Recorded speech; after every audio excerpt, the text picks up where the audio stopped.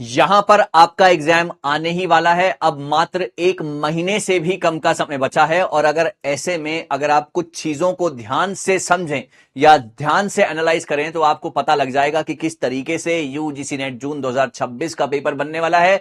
यहां पर type of questions किस तरीके से पूछे जाते हैं, कौन से वो इंपॉर्टेंट टाइप्स हैं जो कि आपको बहुत ज्यादा ध्यान से सुनने और समझने हैं, जहां पर आप अगर इस तरीके से अगर आप पढ़ाई करें या आपको पता लग जाए कि किस लेवल पे कितने क्वेश्चन आए थे तो आपको बहुत ज्यादा आसानी हो जाएगी। और हम आज ये भी पता लगा लेते हैं कि पेपर कितना डिफिकल्ट या इजी बनेगा, क्योंकि यहां पर विद द टाइम कंपटीशन बढ़ता जा रहा है और पेपर का लेवल भी उस तरीके से ऊपर जाएगा। सो नमस्कार गाइस, आज मैं निशांत कपूर एक बार फिर से आपके सामने आपके अपने पीडब्ल्यू यूजीसी नेट में आपका बहुत बहुत स्वागत करता हूं। और यहां पर मैं लेकर आया हूं एक बहुत शानदार सा सेशन। यहां पर मैं आपको कुछ क्वेश्चंस बताऊंगा, कुछ टाइप्स ऑफ, जो भी बच्चे पहली बार पेपर दे रहे हैं, मैं पेपर 1 की यहां पर बात करूंगा गाइस, है ना। मैं पेपर 1 की यहां पर बात करूंगा स्पेसिफिकली। सो पेपर 1 के आपको इस बात की जानकारी तो जरूर होगी, है ना। पेपर 1 में आपको इस बात की जानकारी तो जरूर होगी कि आपके 50 क्वेश्चन आते हैं, हर क्वेश्चन 2 नंबर का, टोटल आपका 100 मार्क्स का पेपर होता है। अब यहां पर भैया एक तो डायरेक्ट क्वेश्चन आपको देखने को मिलते हैं। यहां पर सबसे पहले डायरेक्ट क्वेश्चंस देखने को मिलते हैं। सर डायरेक्ट क्वेश्चंस का मतलब क्या हुआ? डायरेक्ट क्वेश्चंस का मतलब यह हो गया कि आपसे यह पूछ लिया जाएगा कि कोठारी कमीशन के हेड कौन थे, या फिर डायरेक्ट क्वेश्चन यह आ जाएगा कि कोठारी कमीशन, है ना, कोठारी कमीशन कब आई थी, व्हेन। ओके, कोठारी कमीशन कब आई थी, व्हेन। ओके, डायरेक्ट क्वेश्चन है 1964, सभी को पता है ना। तो इस तरीके से आपके डायरेक्ट क्वेश्चन आते हैं और इसकी भी संख्या जो है 3 से 4 क्वेश्चन या मैक्सिमम 5 क्वेश्चन आपको देखने को मिलते हैं। तो पहला टाइप यहां पर हमने ये समझा कि डायरेक्ट क्वेश्चंस यहां से जरूर आते हैं, जो कि आपको पता होने चाहिए। अगेन, अगर आपको थियोरेटिकल नॉलेज है, कंसेप्चुअल नॉलेज है, आपने अच्छे तरीके से चीजें रीड की हैं, तो आप बहुत आराम से इन सवालों को कर लेंगे, ठीक है ना। दूसरे यहां पर आते हैं गाइज मैच द फॉलोइंग। दूसरे यहां पर आते हैं मैच द फॉलोइंग। सर अब मैच द फॉलोइंग में क्या होगा, जरा समझने की कोशिश करना भाई। मैच द फॉलोइंग में यहां पर यह होता है कि आपको यहां पर यह दे दिया जाएगा, फॉर एग्जांपल BIOS, है ना, यहां पर दे दिया जाएगा रैम, यहां पर दे दिया जाएगा रोम, है ना, और यहां पर आपको दे दिया जाएगा ICT, और यहां पर इसकी फुल फॉर्म्स लिखी होंगी, है ना, यहां पर इसकी फुल फॉर्म्स लिखी होंगी। Basic input output system, random access memory, read only memory, information communication technology. इस तरीके से अगर आपको मैच करने को यहां पर पूछा जाएगा या दिया जाएगा। मैच द फॉलोइंग के भी सवाल आपको बहुत ज्यादा देखे जाते हैं पेपर के अंदर। जैसे जैसे लेवल बढ़ता जा रहा है, मैच द फॉलोइंग के सवाल भी बढ़ते जा रहे हैं, जो कि हम आपको आने वाले समय में बहुत अच्छे तरीके से कराएंगे, है ना। अच्छा, तीसरा जो है गाइस यहां पर आता है आपका, एक तो हो गया आपका डायरेक्ट क्वेश्चन, है ना, डायरेक्ट क्वेश्चन हो गया। कुछ आपके फैक्चुअल बेस्ड भी क्वेश्चंस आते हैं, कुछ आपके फैक्ट्स के ऊपर भी सवाल आते हैं। ओके, कुछ आपके फैक्ट्स के ऊपर भी सवाल आते हैं। तो फैक्चुअल इंफॉर्मेशन को भी आपने बहुत अच्छे से समझने की कोशिश करनी है। जितने ज्यादा आप फैक्ट्स को पढ़ेंगे उतनी ज्यादा चीजें आपको अच्छे तरीके से क्लियर होंगी, राइट। तो फैक्चुअल इंफॉर्मेशन। चौथा यहां पर क्रोनोलॉजी के सवाल, है ना, चौथा यहां पर क्रोनोलॉजी के सवाल की कौन सी चीज कब आई थी, है ना। यहां पर फॉर एग्जांपल यहां पर मैं लिख दूं कोठारी कमीशन, यहां पर मैं लिख दूं यूनिवर्सिटी एजुकेशन कमीशन।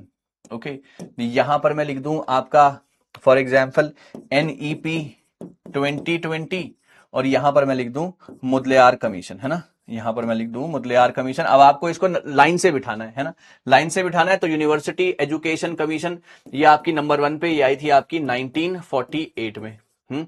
उसके बाद आपका ये आया था नंबर 2 पर, ये आएगा आपका 1952 पे। ओके, उसके बाद आपकी कोठारी कमीशन थी नंबर 3 पे 1964।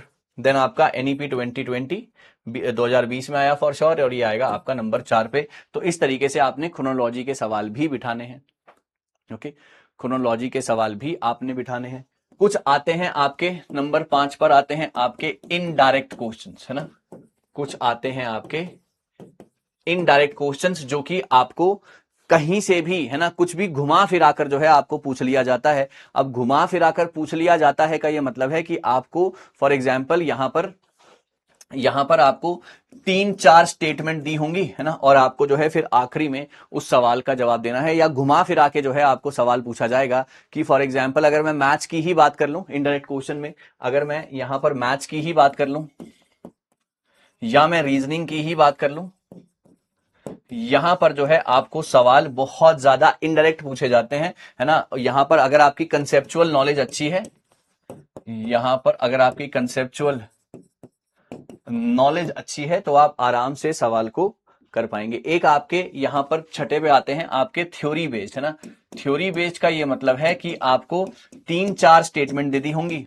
वो कौन सी चीज है जो कि 1948 में आई थी, वो कौन सी कमीशन है जिसको राधा कृष्णन कमीशन भी कहा जाता है ना, वो कौन सी चीज है जिसने यूजीसी के बारे में बात की थी, आपको बताना है उस कमीशन का नाम। तो आप जल्दी से बता देंगे, यूनिवर्सिटी एजुकेशन कमीशन, है ना। थ्योरी या फिर आप इसको स्टेटमेंट बेस्ड सवाल भी बोल सकते हैं, थ्योरी या फिर आप इसको स्टेटमेंट बेस्ड सवाल भी बोल सकते हैं।